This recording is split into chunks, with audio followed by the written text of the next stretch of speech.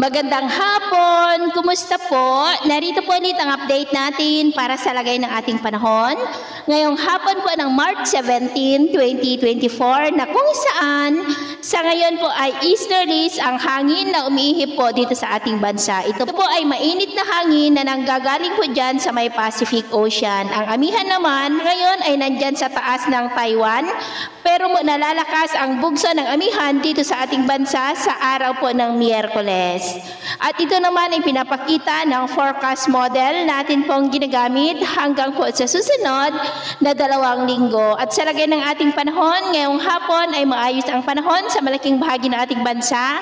Pero may tsansa pa rin po ng maulap na kalangitan with isolated rain sa ilang bahagi ng Cordillera, La Union, Zambales, Bataan, Tarlac, marian po sa may Marinduque na posibleng magtuloy-tuloy hanggang mamayang gabi ang mga isolated rain sa ilang bahagi ng Cordillera, La Union, Zambales at Bataan.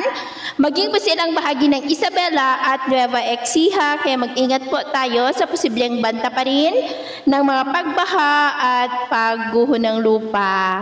At sa atin naman pong mga baybayin, wala naman po tayong nakataas na namang gale warning signals, pero iba yung pag-ingat lamang po kung papalaot tayo para mas makaiwas sa mga sakwanang pangkaragatan. So, ito po ang latest update natin sa araw na ito.